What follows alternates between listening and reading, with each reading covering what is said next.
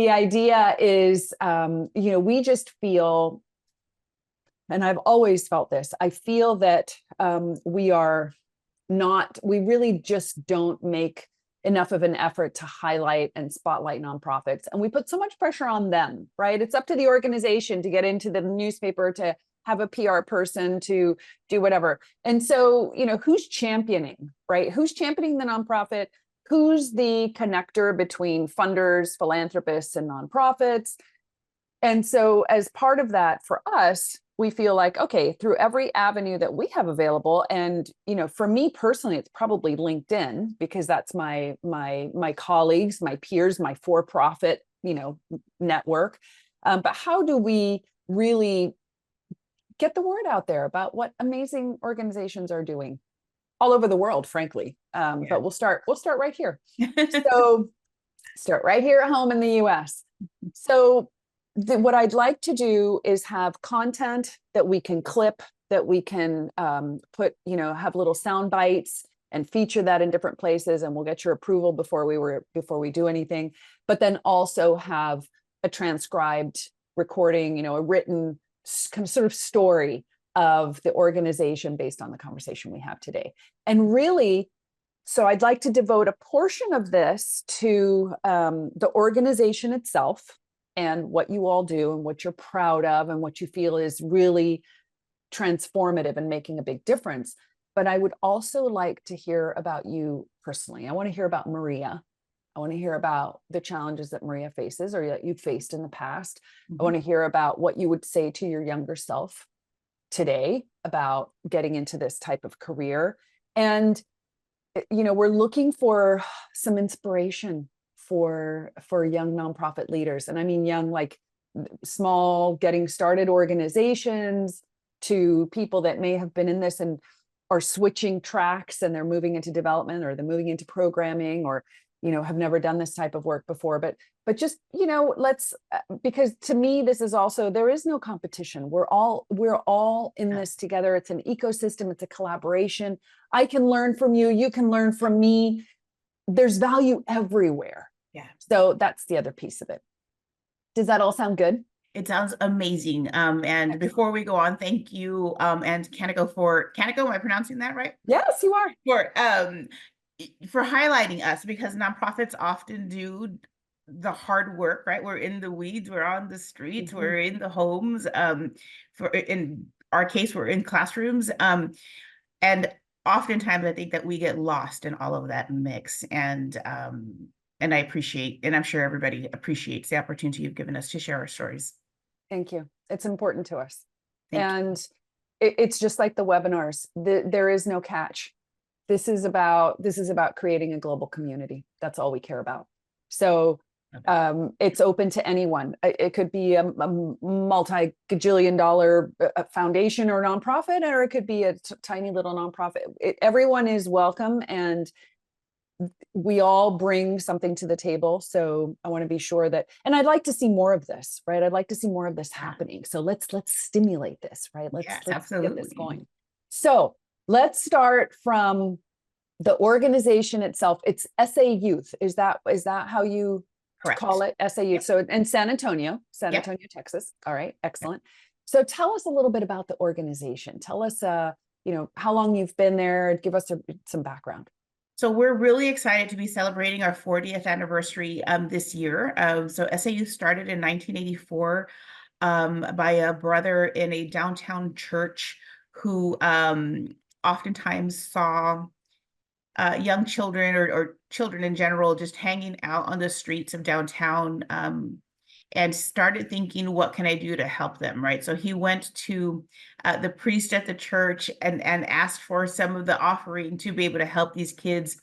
The priest gave him something like $50 a month out of the offering plate that he could, try to help these kids. So Brother Dana started SA Youth in 1984 in the basement of St. Mary's Church in downtown San Antonio. And over the years, we've kind of just pivoted and tried to serve the needs of the community. Year after year, the needs change. It's not always the same. Fun fact, my very first job in nonprofit work in social services was with SA Youth um, in the summer of 1990. And this is, I owe who I am today to this organization. And we'll go back to that, I guess, when we talk about me. I But want to the hear about it right organization, now. No, we're on it. Tell me okay. right now. Why do you, that's amazing. That's a Yeah, so long time ago. probably since I was about 8 years old, I had dreamed about being a radio DJ, right? Like it always seemed like they were having so much fun. They were at all the cool concerts. They worked 4 hours a day. I was like, I want that gig. So since I was about 8, like that was what I was going to do. And so graduating high school, I went to Texas Lutheran, now university. Back then it was Texas Lutheran College, and I was going in to study communications, radio, TV, and film. I wanted to know everything there was to know about the radio industry. The summer before I started school, though, my dad thought it would be a good idea to get a job, get some money in my pocket, and start getting some experience.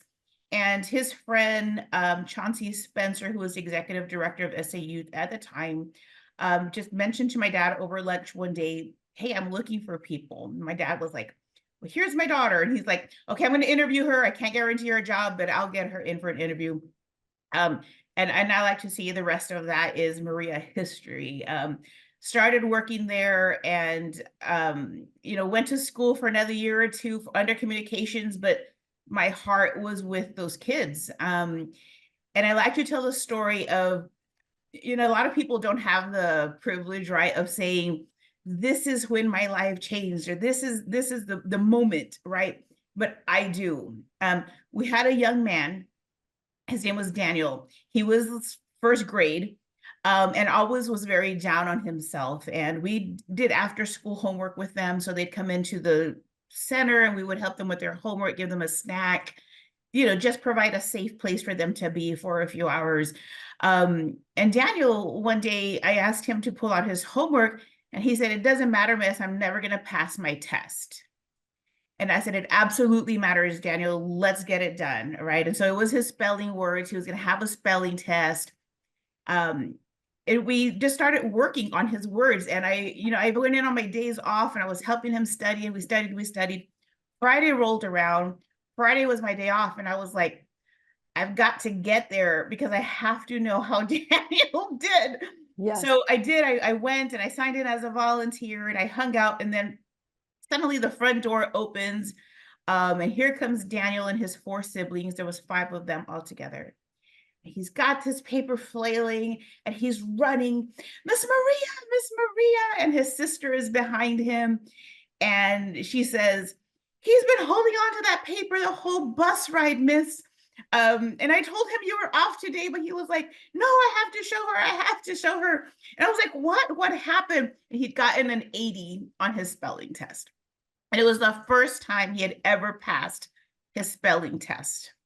And he was so excited. And to see the look of joy and pride on his face, and not just on his face, Christian, but on his sister's face, right? She was the oldest. And there was a sibling group of 5, and she was the oldest one. Maybe 11 or 12 years old, I don't know. But clearly it was one of those issues where she was probably the caregiver to these kids, right? So yeah, she stood behind him when he was telling me, and she was just beaming, like she had a big grin on her face, because he was so excited. And it was at that moment that I was like, this is my purpose. Like I am here to serve these kids who don't have a voice, these kids who don't have that support system. I was put on this earth. God put me on this earth for this. And I've never looked back after that. I changed my major. And then life happens, right? I wound up getting married and having kids. I didn't finish school, but I continued working in nonprofits, as admin assistants, whatever I can do to be involved with these kids and provide that voice for them, I wanted to do. And then I quickly learned that I could help them more if I was in decision-making roles. And the only way to do that was to go back to school. And so I, at the time, was working for an amazing organization, Boys Town, and they helped me with that process. They helped me go back to school, paying some of my tuition for my bachelor's degree, paying some of my tuition for my master's degree, and then started teaching me how to be a leader. And today I owe everything I am to SA Youth for putting that seed in me, right? For creating that love for me, that space for me, and to Boys Town for believing in me, because it takes one person to believe in you. And so I was, I had 3 kids by that time, and it was hard. But my husband, my mom, my sisters, everybody helped to make sure that I was successful. And everything I am, everything I do today is to pay them back, right? Like I'm Daniel now, running with my paper in the air, and I want to talk to the people at Boys Town all the time and say, look what I did. I am now a CEO because you believed in me. Have you done that? I Have you have, reached out well, to Boys Town? yeah. So Boys I mean, Town they must know. Boys Town in Texas is no longer open, Oh, but I'm oh, still very much in contact with my leaders who were here with me, who mm, brought me along, right? And mm-hmm, so mm-hmm. yeah, so I reached out to them every time I moved from one place to another. I was calling them like, hey, can I use you as a reference? And then I actually came back to SA Youth because of my Boys Town supervisor. They were starting a brand new program called SOAR, stands for See Our Achievements Rise. And SOAR serves 16 to 24-year-old students who have dropped out of school and are now wanting to come back and kind of get their lives back on track. Mm-hmm. So my former Boys Town supervisor was program ops at SA Youth at the time, and she was like, I know exactly who we need to start this program. So she called me. I was perfectly happy at my other job. But like I mentioned earlier, I owe everything I am to Crystal. And so if she calls, I'm coming. So I did. I Wow. left my other job at our local housing authority, and I came to work for SA Youth and started up the SOAR program. Mm. We started off with 10 graduates. In our first cohort, we only had one cohort. There was 10 students. I missed that one. I came in right after that one. But since then, we have grown tremendously. We now have 3 different cohorts, an all-female cohort, a co-ed cohort, and a cohort where we partner with SAM Ministries to serve the unhoused youth called Yes. And I'm super, super proud of all 3 of those cohorts, but to see the unhoused kiddos come in off the street and have the fortitude to be able to sit and focus on algebra when they're not even sure where they're going to sleep that night, or if they're going to have, they don't know. Mm-hmm. I was there one morning when a student showed up and he was beat up. And it, these things happen, but it doesn't hit you quite the same until you actually see it, right? He was all beat up. He walked in. One of the staff members from SAM Ministries noticed he was barefoot and asked where his shoes were. And he said, oh, that's why I look like this. Somebody stole my shoes while I was sleeping last night. And it, like I said, that these things happen. You hear it all the time, or it happens. But to see somebody that you love, that you care about, that has the biggest heart, that would have probably been like, you know what, it's not even worth it. Take my shoes. I know I can go back to SA Youth and ask for more, right? But instead they beat him up first and then took his shoes. And it was heartbreaking. It was heartbreaking. There's no way that this work can stop. Because we are making such a difference in so many lives. So I mentioned our first cohort 2 years ago was 10 kids. We graduated 57 kids in our last cohort. We graduate about 150 kids a year. And I call them kids because to me, they're still kids, right? Every time I talk about them, they're like, well, my kids, blah, blah, blah. they're not kids, they're 16 to 24-year-old young adults, but their lives have happened so much to a point where they really are kids. Like they Mm, really are still looking for somebody to love them and accept them and be mhm, proud of them, right? mhm, So that's mhm, the role that SA Youth plays in this community, is having that impact and being that person um, to just help these kids believe in themselves. mhm. You mentioned earlier the purpose in your life and how it just flipped and it became so apparent to you Yeah. back in 1990, I think, Mhm. right? Yep. So tell me how important you feel purpose is in the work that every human being does every day.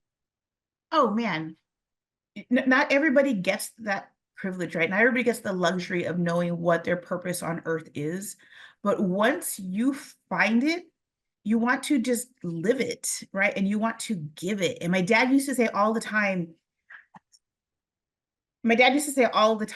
sorry, my dogs were scratching out the door, but he used to say, Let him in. Let him in. Go let your okay, dog give me in. 1 second. Yeah, I'm of so course. Go, sorry, go, but go. it's No, don't hot. apologize. You're good. You're good. No, go. Of course. But my dad used to say, find what you love, do it, and you won't work a day in your life, right? And I know that that's not his quote. I know somebody Mm, famous made that quote mm, famous, mhm. but it was my dad that introduced that to me. And so it's such a pleasure, right? And it just makes it so easy when you find your purpose and the passion follows and the hard work and the 13, 14, 15-hour days you put in just doesn't matter.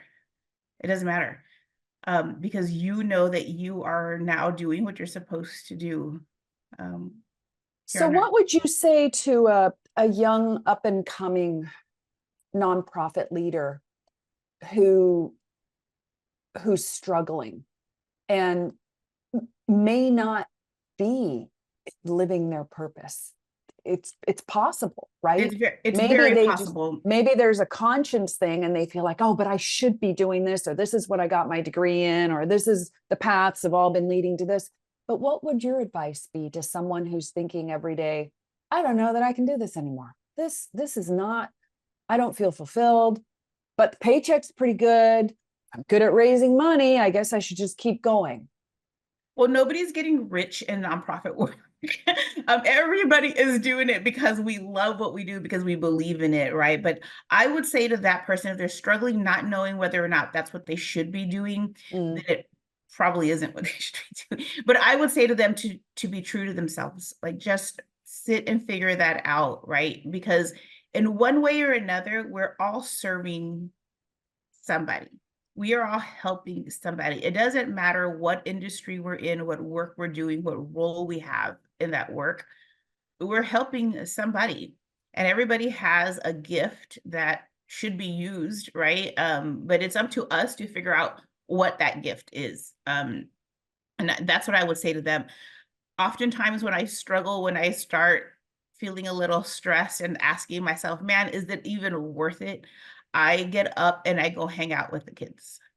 And I sit in the classroom. Our classrooms have couches in the back because it's all very organic. We just want the kids to be comfortable and sit wherever they want to sit. So there's couches and chairs and desks or whatever. So I'll like to sneak in and just sit in the back and just listen to the kids. We had Congressman Greg Casar come to visit us day before yesterday. And it was such a pleasure, one, to host him and to see, how real of a person he is. But second, and most importantly, it was the kids' engagement in his presentation, right? Like we always worry when our politicians come in how the kids are going to react. We've been fortunate mm, that those who have come to visit us have been very down to earth and very, welcoming of the kids. But the kids were really asking him some really good questions on thoughts that were in their mind, right? Like, mm, and it made me proud that they were able to say that, right? They were able to express themselves and offer their opinions and ask their questions. But in the same token, I was standing in the back of the room thinking, these poor babies shouldn't be worried about stuff like this, right? When I was 16 or 17 years old, I was going to pep rallies and football games, and and we grew up poor. We grew up on the west side of town. I'm a product of the Edgewood School District, and but my parents gave us everything that we needed. Mm. And I always tell people, like, I was one parent away from being one of these kids that we serve, right? Because all the obstacles, everything was against me because of where we lived and my parents' education levels, like everything was against me, Mm. except that my parents kept pushing and pushing and pushing, right? You've got to go to school, you've got to get an education. That's how you're going to do it. My dad was a farm worker growing up, but all of those things, but I still had all the fun parts of high school, right? Hanging out with friends and going to movies. And it made me sad to think that our students didn't have that, like that our students were wondering about the cost of living because they have two kids at home and she's a single mom. They're asking about homelessness. They asked about homelessness. And then I didn't know that one of those students, the student that asked about homelessness, is actually a homeless student. This was not at our homeless cohort. This was at our regular, our two normal, not normal, but our two regular cohorts, right? And she asked about homelessness, and I was like, wow, how insightful for her. Yeah. And then afterwards, I found out that she asked because she's homeless. And so we are connecting her with resources and making sure that she gets set. But there's 70,000 people on our public housing wait list Mm. right now. So, but we're helping to connect her. 70,000? There's Okay. 70,000. What is the geographic region that those 70,000, what's the boundary for that? It's San Antonio. Anybody living in the city Okay. of San Antonio. So, and I only know that number because Congressman Gaspar said that to them when he came to present. He had met with Housing Authority just before he came to us, and he learned that number. 70,000 on the wait list looking for public housing. Our 16 to 24-year-olds, there's 70,000, there are 75,000 16 to 24-year-olds in San Antonio who have been disconnected from school, are not working, are not in any certification programs, or not, like they're kind of just looking for their way, right? I don't want to say they're lost because they're not lost. They're disconnected.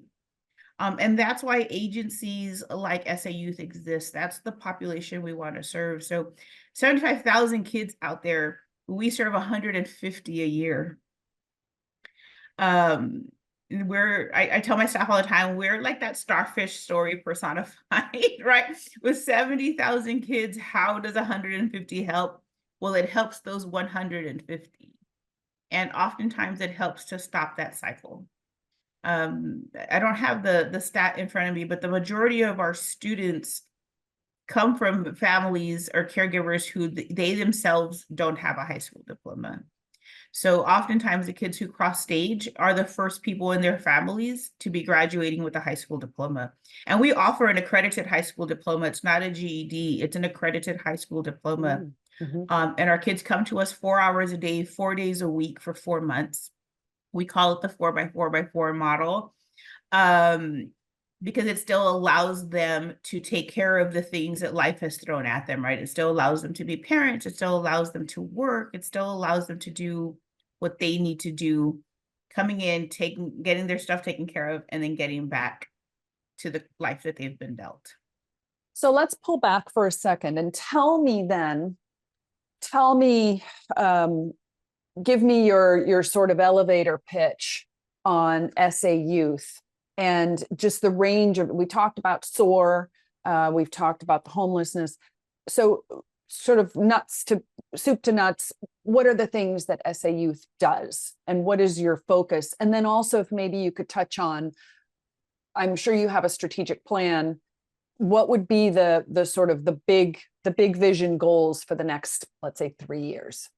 So it's funny that you say that. We just started meeting about our strategic plan for the next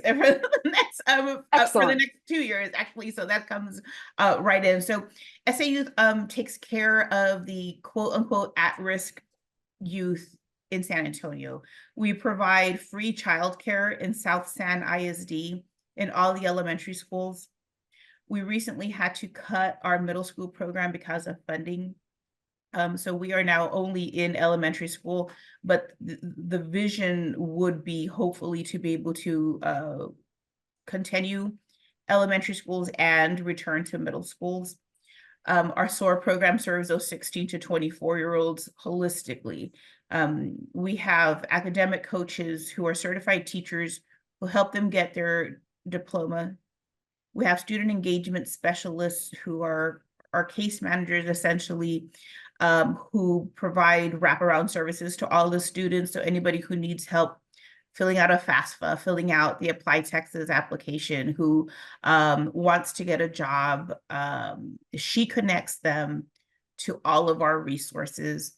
And we recently added a mental health component, our therapeutic services department, where the students have access to one-on-one therapy as well as group classes to teach them things like coping skills and healthy boundaries, those kinds of things that our students need to help them regulate so that they can focus on their success and on their future. So we see the continuum of care that we provide for the at-risk, and I hate that term, but the at-risk youth in San Antonio. Do you have a better word for at risk or a better phrase? How do We you articulate it? we have been working on that. The kids have also given us feedback that they don't like the word dropout, right? So we have also been looking for ways to not use that term. So we talk about the kids as students who have left their traditional high schools before graduating, right? And we struggle, right, with that at risk.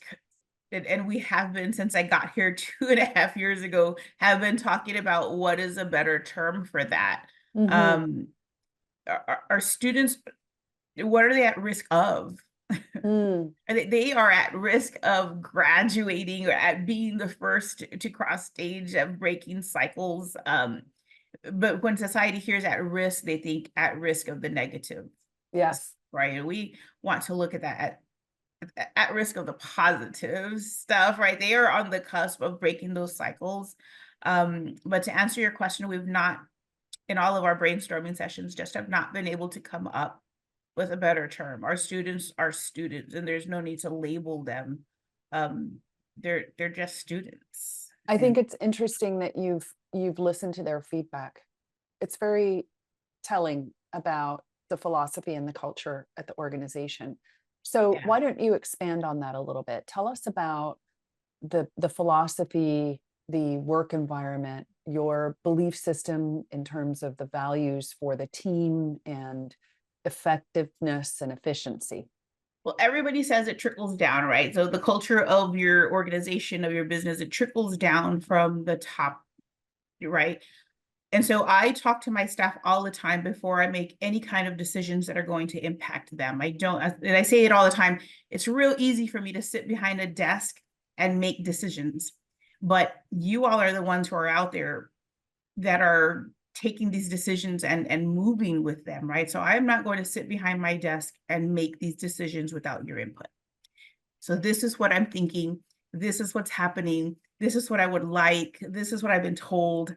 And then we have conversations. What do you all think? What do you see as the barriers? What do you see as the success, the possibility of success? And as a CEO, it's always really, really hard, right? Because you have to take the business part of what you do and put it together with the people part of what you do. And then you have to make the best decision for the agency. So I would say 9 times out of 10, I take what they tell me and go with it, right? Or we come to a compromise. This is what I want, and they're like, "This is what we can do." Well, let's go out there and do this, because everybody, every single person at SA Youth has the kids first and foremost. How is this going to benefit our student, right? And I think because I do that with my staff, they then go back and do it with the kids, which is super important because we're there for them, right? They're not there for us. We're there for them. And so if we're making decisions or doing things that aren't going to work for them, then why are we even there? Mhm. So we do hear them a lot. We have committees, we have graduation committees, students who help us plan graduations and talk about, you know, what they want to eat at their party. Uh, I don't know, the song that they want to walk out to. Those kinds of things are discussed with our graduation committee. We have in March here in San Antonio, we have a huge Cesar Chavez march where we celebrate the life of Cesar and all the work that he did, all the work that Latinos have to continue to do. And we participate in that march. So we have a Cesar Chavez committee who helps to talk to all the students about why we march and what we're doing. They make posters, we go to launch meetings, those kinds of things. And it gives the kids an opportunity to be seen, to be heard. They learn leadership skills that way. They learn communication skills that way, empathy skills. They learn so much because they learn how to work together for a common cause. Mm. And so we all do that as a team of staff. That's how we work. And I think that the kids see that, right? And we teach that, because you can say anything you want to the kid and it's going to go in one ear and out the other. But what they watch you do, what they see you do, and what they feel, that's where they're going to learn from. And so we try to create that environment for them so that it's always a learning opportunity. You were saying earlier that I want to stay on this theme of leadership for a second. You were saying earlier that your experience at Boys Town and the gift that they gave you, the opportunities that they made available to you, including your both of your degrees. Do you have 2 degrees? Do you have a That's bachelor's and a correct. master's? Yes, What are ma'am. your degrees in, Maria? My bachelor's degree is in behavioral science and my master's degree is in clinical counseling. Okay. And then you also mentioned the word leadership earlier when we were talking about those degrees, and you're talking about Boys Town and how it just gave you this opportunity for growth. So what would be the top 2 or 3 leadership skills, really succinctly? What would be those in a bullet point? What would be those 2 or 3 leadership skills that you have continued to work on for yourself, but that you feel just bring such value to your organization as you continue to grow and expand and work on issues like bringing the middle school program back and getting the funding for that? What are the things that you rely on every single day to keep things moving forward? For me personally, it's my passion. It's my passion for serving these students. Like I mentioned earlier, I know that this is my purpose. I know that I was put on earth to work with these students, right? And that's why I had the life that I did, because I can understand them. Mm. So having an understanding of who you're working with is so helpful. That's why recovery programs hire people who have gone through their recovery program, right? Because nobody knows the journey like somebody who's Mm. walked it. Mm-hmm. So So passion. Mm-hmm. understanding and the passion that you have Mm-hmm. for serving that population. Um, I am as transparent as I can possibly be, and I've been that way all the time, right? Boys Town really gave us a really good skill set in having difficult conversations Mm. and being able to have those conversations no matter who you're talking to, but doing so with empathy and compassion. But transparency, I think, is probably one of those skills that a leader needs, but also knowing how transparent to be and when to be and with who to be. Okay, explain that. So I'll take our middle school program, for example. As soon as we started seeing that there was an issue raising funds to keep that program going, as soon as we started to see that there was an issue getting, students that age are like, I'm too old for after school care. I want to go home, right? So getting them engaged, as soon as we started seeing those patterns and we started looking at data and that kind of stuff. I mentioned earlier, I don't make any decisions without talking to people who it directly impacts, right? So those conversations immediately started happening with our academic achievers director. And we started talking about what we can do to fix that, right? How are we going to do that? And last year we lost a major grant through TEA. We lost a major grant that helped us to sustain this program. So it was put in front of us now that we had to come up with that funding, right? And in a very small, we're a small agency, we've got a small team, but we do big things, right? We have big hearts and we have big promise and big visions. So I started having those conversations with her. What are we going to do? What does this look like? What, how can this work? How can this happen? And then after a couple of conversations, once we kind of had a plan, we brought in the managers and then had a similar conversation with the managers. This is what's happening. This is what's going on. We're not quite ready to take it yet to the district. We're not quite ready to take it yet to the parents. Let's try to find a solution before we get anybody all worked up, right? So that's what we did. And we eventually, in order to continue serving elementary school, which is where the greater need is, made that difficult business decision to stop our our middle school program so that we can focus on elementary, right? And we took that in stages. We were transparent. We offered as much transparency as we could to those who needed it. And then it shared a little bit of, it's always a little like, you just have to kind of manage, right? What information is shared and who you're sharing it with and when you're sharing it. I wanted people to make sure that they knew, so they had time to plan. I was a single mom for a while, and I relied heavily on after school care and knowing what's coming, as hard as that news is, then allows you to process the fact that you're losing that service, and then gives you enough time to come up with a plan, right? So the sooner we can offer the information, the better. I think that's so important, Maria, because we never like to share bad news right away. We always hold back and think, well, maybe something's going to come in and save the day. Maybe last minute funding is going to come in. Maybe that funder that decided not to no longer fund you comes up with another organization, says, here, try this foundation. They may be able to support you. So we're always hoping that something is going to come through, and we hold back. But I think you're right. I think obviously it's up to each organization and each leader to figure out what the timing of the release of information is, but the transparency and putting oneself in the shoes of the recipient of the services and those related to those individuals is key, because the way it impacts them and the dependence maybe that they have developed on the services of the organization are critical. Yes. So I so appreciate that. That's the transparency piece is really important. I'm curious, tell us about the grant that was stopped.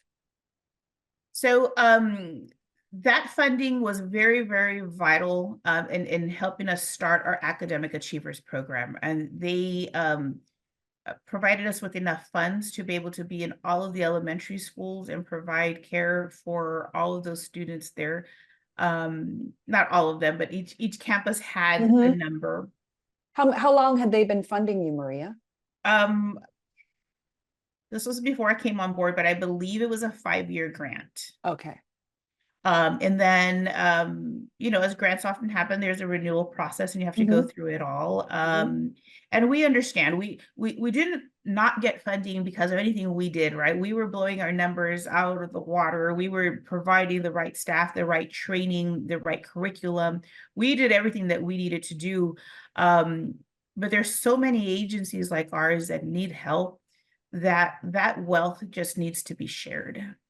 And so we understood when we were told, like, this cycle is going to other programs, other schools who haven't been beneficiaries of this funding yet. So we got it. We understood.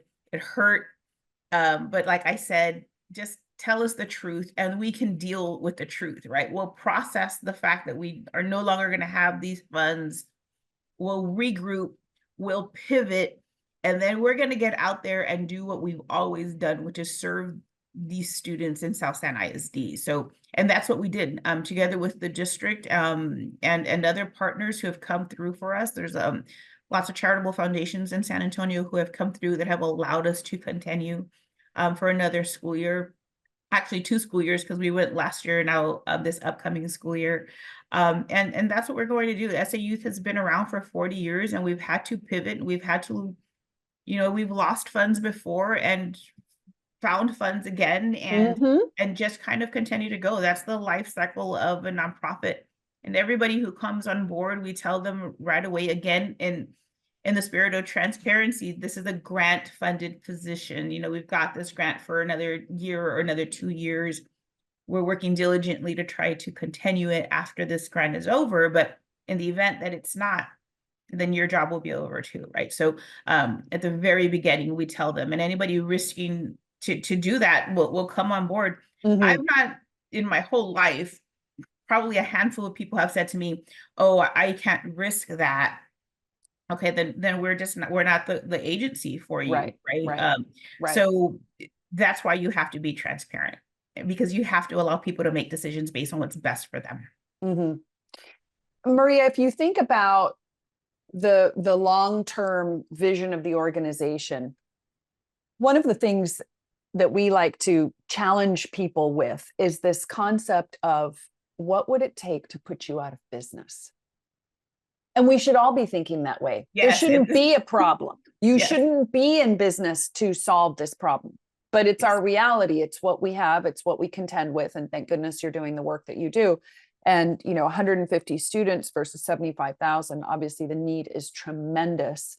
And I hope you receive just a gajillion dollars to continue doing this work.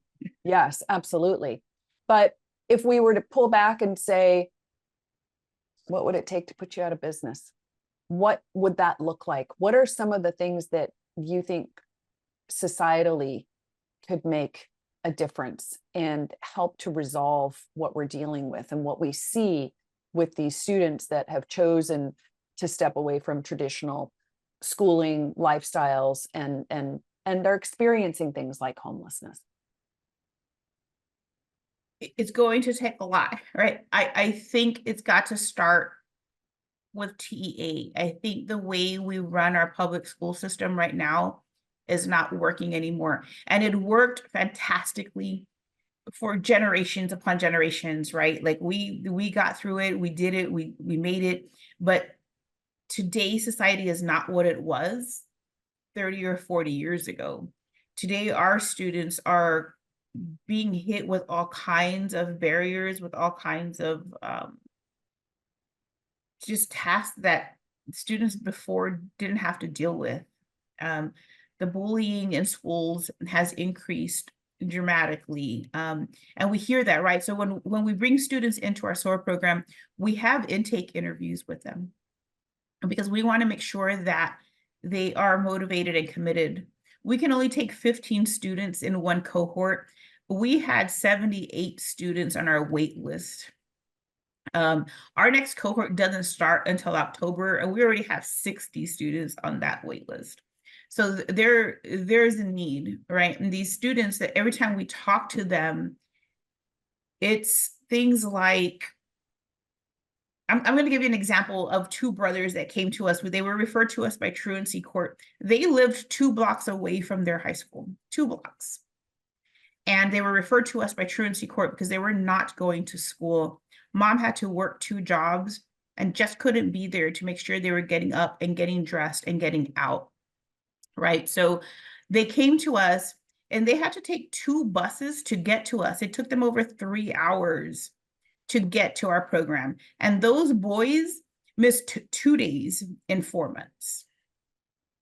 And when we were talking to them, it was like, man, miss, there's just too much going on. Sometimes it's too hard for us to even think about what's happening at school.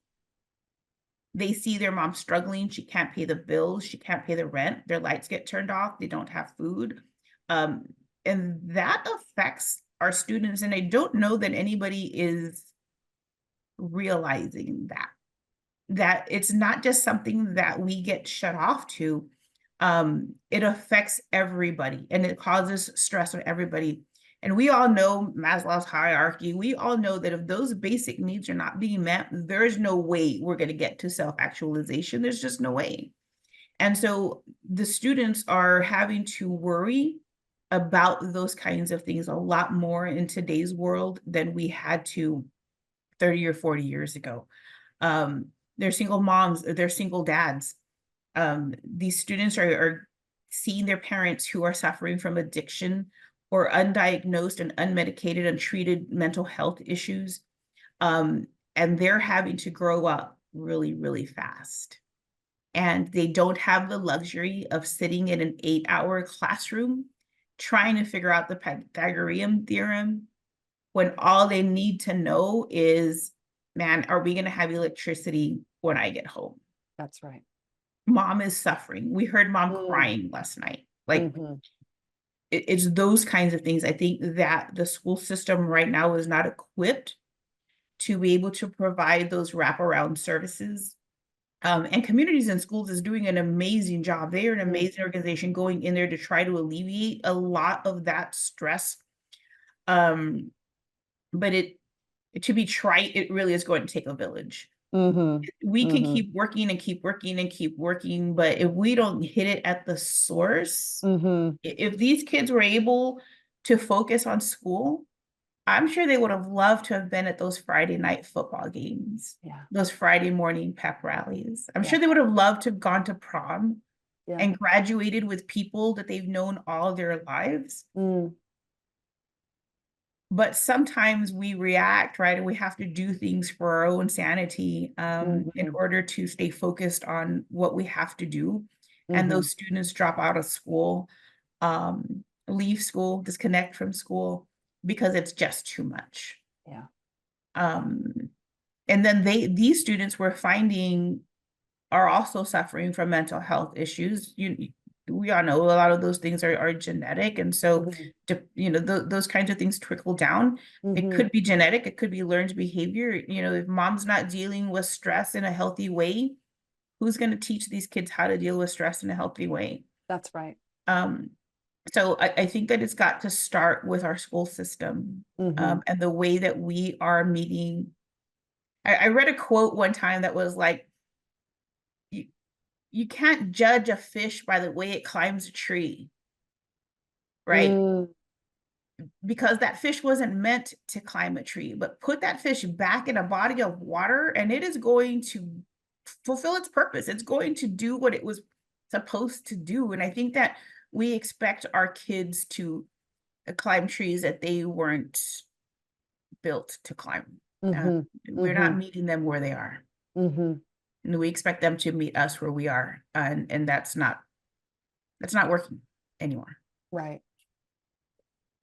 And I think we have teachers that are in close proximity to the everyday lives of students, but I think their hands are tied as well.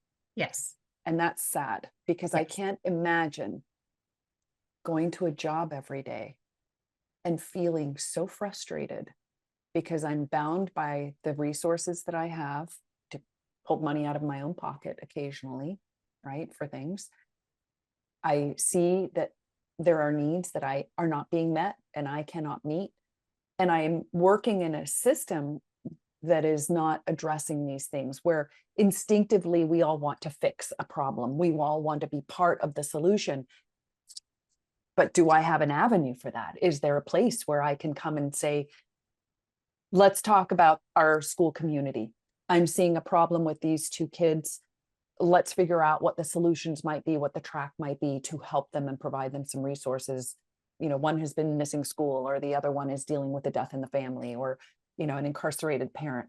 So I think a part of the problem too is we're the people closest to these situations, who are the most valuable source of information to us, are not empowered and don't have a voice necessarily in the bigger system to be part of a solution. So that's, I think that's disheartening in a way, but we have to look for hope, and we have to be optimistic because we must, and we have to keep pushing forward. So in that vein, going back to the organization and the work of SA Youth, what would be 2 or 3 big, audacious, exciting goals that you might have over the next, let's say, 3 years, 5 years, whatever time span you'd like to use? So my goal and my vision includes SA Youth having cohorts throughout the city.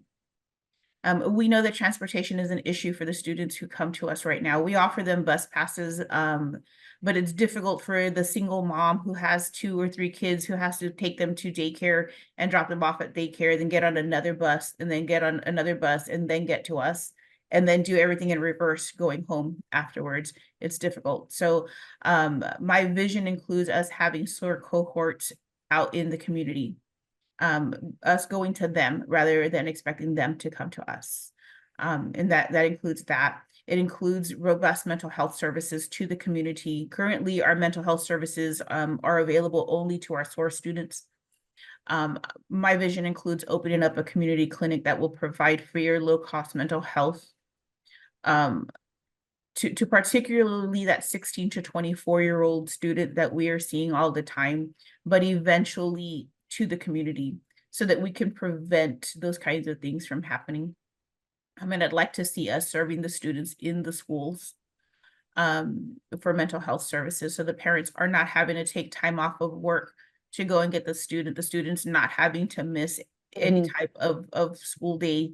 For us, we'll take them and go, we'll take our therapists into the schools and have sessions there, or asking the schools to provide a space where the students could have a virtual session, so that nobody is missing out on vital information. The parents need to be at work. They need to be making money. The student needs to be at school. They need to be learning, but they also need to feel supported and heard and loved, right? And nurtured, and seen. Absolutely. And I think that's what we do best at SA Youth, is that we see our kids, we hear our kids, and we make sure they feel that. And we ask for input all the time. We always want to grow, and we ask for satisfaction surveys at the end of the cohort. What can we do better?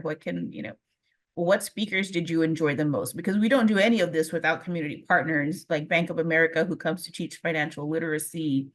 Healthy Futures comes and teaches about appropriate relationships. We have a lot of community partners who come in to teach. We have an accountant who he comes in to talk to our kids about how to read your check stub. And this tax means this, and that's what that's used for. And then at the end of the year, that's how your income tax refund is figured out, right?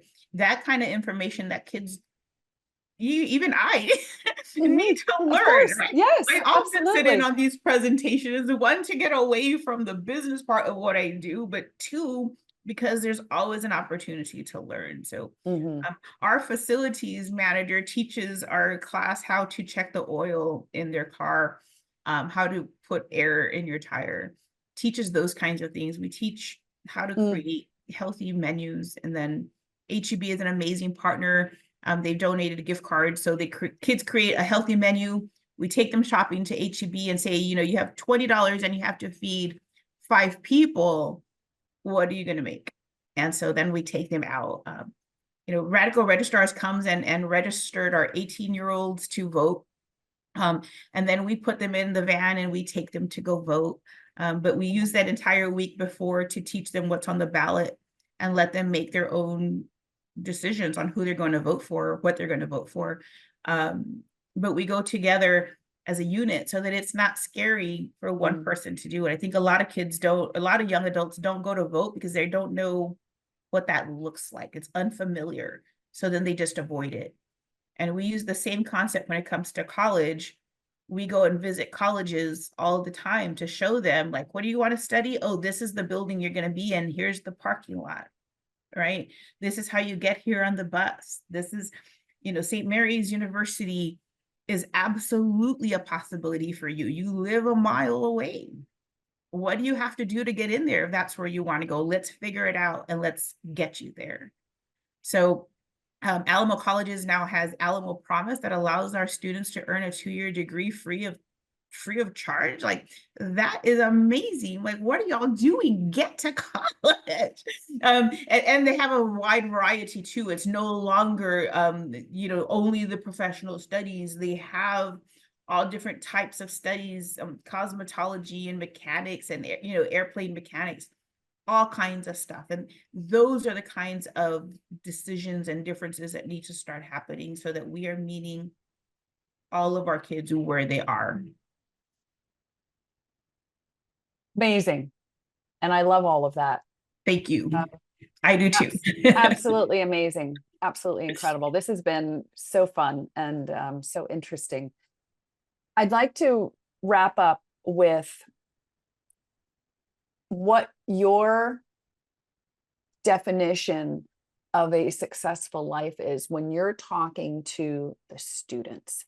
So when you're in front of the students, how do you articulate to them the fulfillment of their purpose and that they should aspire to success, whatever that may look like for them? What is your definition of that to the students?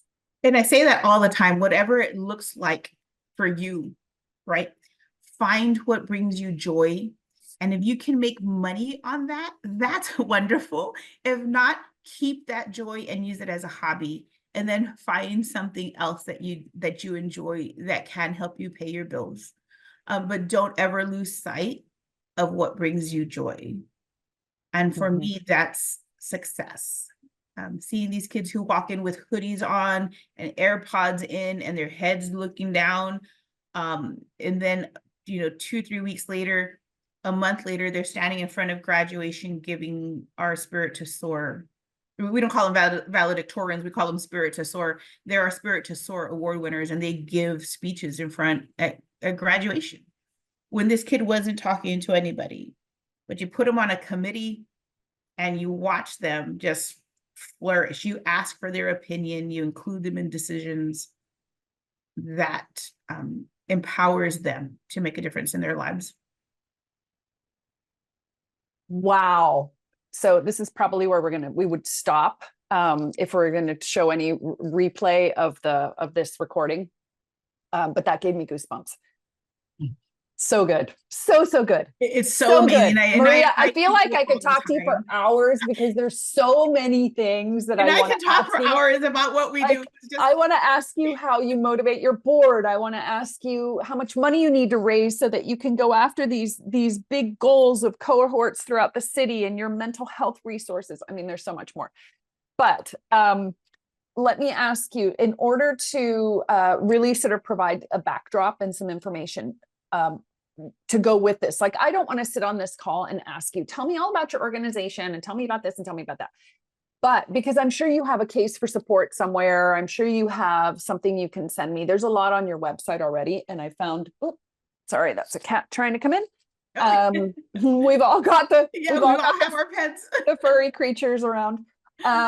So if you wanted to send me anything that you have, as well as even something like a grant proposal that you've used, just so I can see how you present the organization, because that'll help me sort of craft what I want to put together for our spotlight, and any other information that you think would be helpful for us to know, that would be great. Do you have a YouTube channel? We don't. I wish that we did. But you need one. That is also in our vision, right? You need a YouTube channel for sure. Stories. Yes. We're gonna have our big 40th celebration. It's our big annual fundraiser this year. It's our birthday party, and we're gonna have students on a panel who will come and talk about the impact that SA Youth has had on them. And we're very, very excited to have our students doing that, like to be on stage and to, again, right. That's amazing. And I see these kids, and I think about their first day when they were walking in the door, because I like to stand in the front and welcome them, right? So I get to know them and I'm accessible to them. It's just amazing. All of that is, I mean, yeah, it's just another avenue, right? It's another avenue that helps you and that supports you. And so where do you find yourself most? Like, if you were to post pictures, or are you on Facebook or Instagram or LinkedIn or TikTok? All of those, but our biggest following is on Facebook.